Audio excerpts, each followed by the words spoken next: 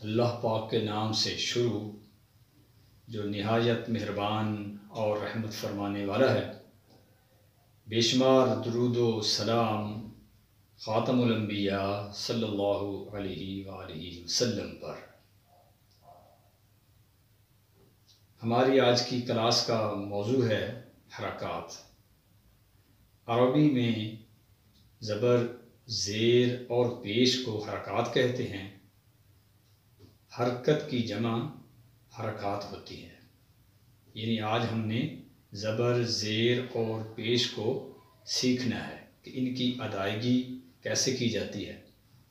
زبر کو عربی میں فتحہ، زیر کو کسرہ اور پیش کو ضمہ کہتے ہیں۔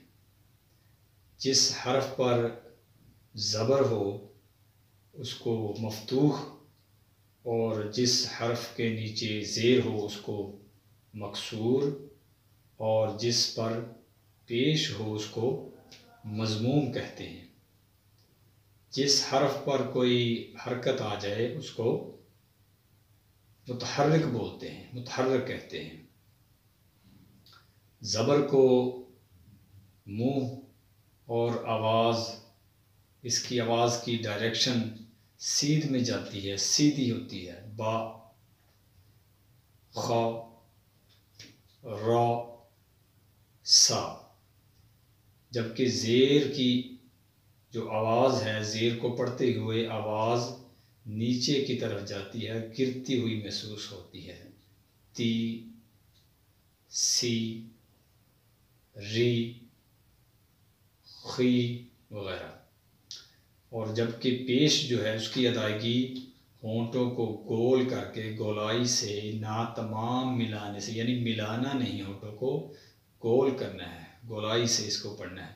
خو، سو، حو، رو وغیرہ۔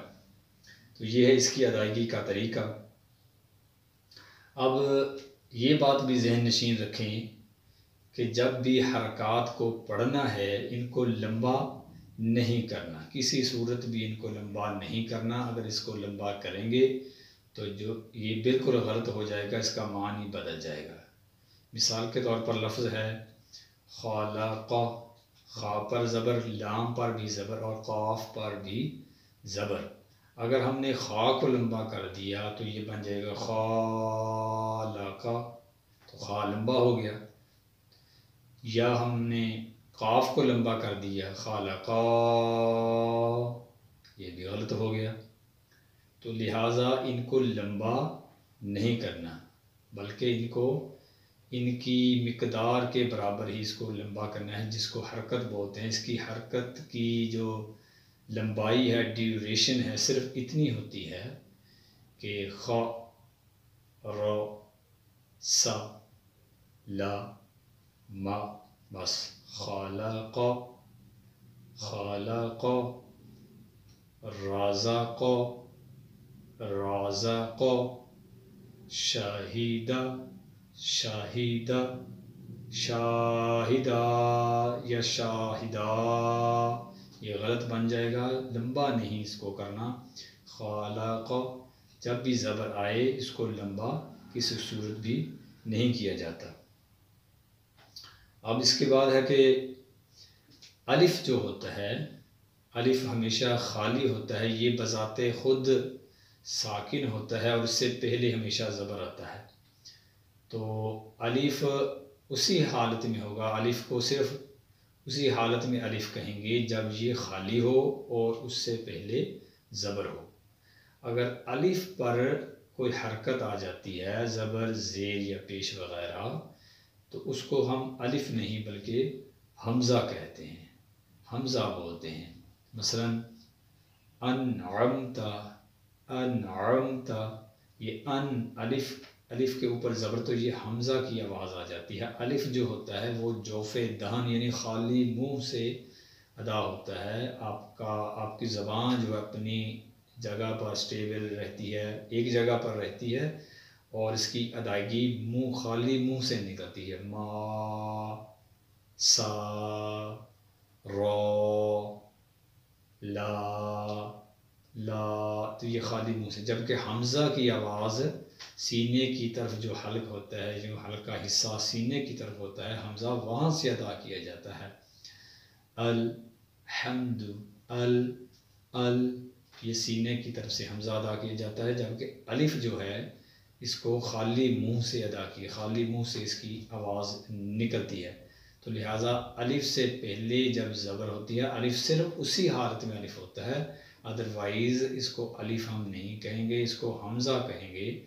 الف پر کوئی بھی چیز حرکت وغیرہ آ جائے تو اس کو الف نہیں کہنا، بلکہ اس کو حمزہ کر دینا ہے، حمزہ بنانا ہے، اس کی حمزہ جیسی آواز آئے گی۔ اب اس کی ہم تھوڑی سی مشق کر لیتے ہیں کہ جو حرکات ہوتی ہے ان کو کس طرح ادا کیا جاتا ہے۔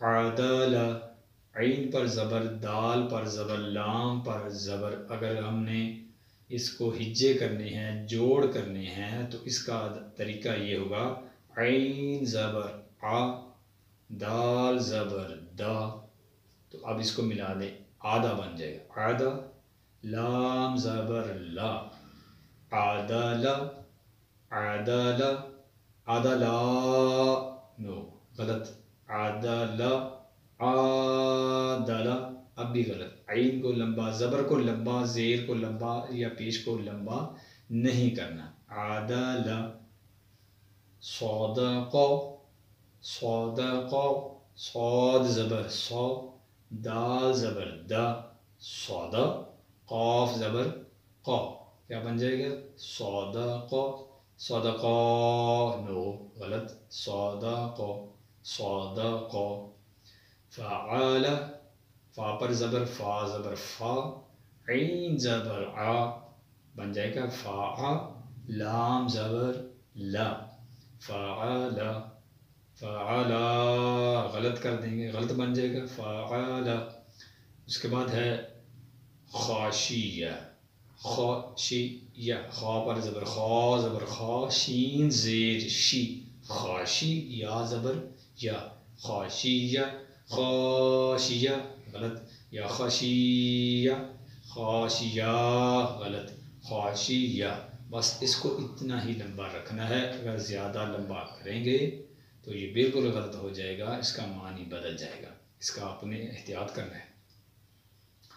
تو آج کے لیے اتنا ہی، اللہ پاک سے دعا ہے کہ جو ہم نے سیکھا اس پر عمل کرنے کی توفیق عطا فرمائے، آمین، بجاہ خاتم النبی الامین صلی اللہ علیہ وآلہ وسلم۔